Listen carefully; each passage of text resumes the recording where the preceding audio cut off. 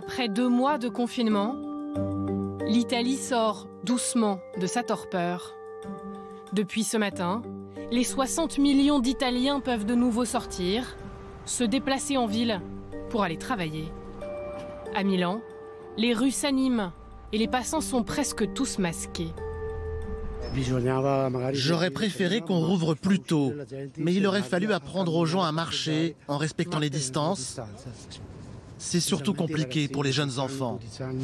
C'est un sentiment plaisant d'aller au travail ce matin après 2 mois à la maison. C'est agréable.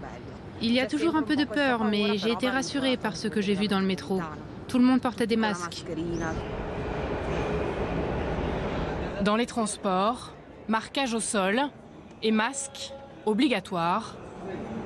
Des agents régulent le trafic des voyageurs, mais ils sont peu nombreux ce matin à s'être aventurés sous terre.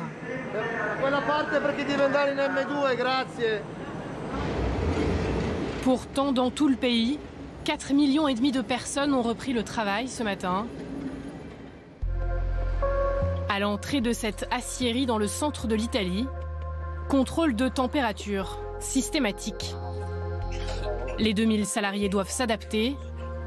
Masque obligatoire, horaire décalé et respect des gestes barrières. Ce qui a changé, c'est la proximité entre nous. On coopère toujours les uns avec les autres, mais on doit être beaucoup plus prudent, beaucoup plus attentif à nos contacts et à la manière aussi dont on communique. Après 2 mois presque à l'arrêt, l'économie italienne est en souffrance. Le pays devrait connaître une récession de 8 à 10% cette année. Les petits commerces devraient rouvrir dans 2 semaines. Les bars et restaurants peuvent eux seulement faire de la vente à emporter. Ils ne rouvriront au public que dans 1 mois. Un déconfinement qui se fait très progressivement. L'Italie, traumatisée par ses 30 000 morts, craint une 2e vague. Comme jamais auparavant, l'avenir du pays est entre nos mains.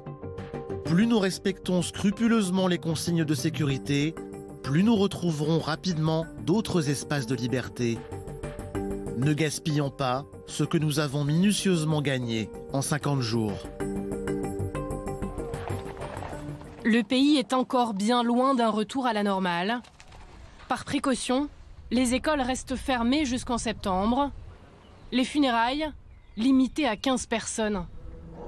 Les visites aux proches sont autorisées, mais les fêtes et les grandes réunions de famille sont toujours interdites.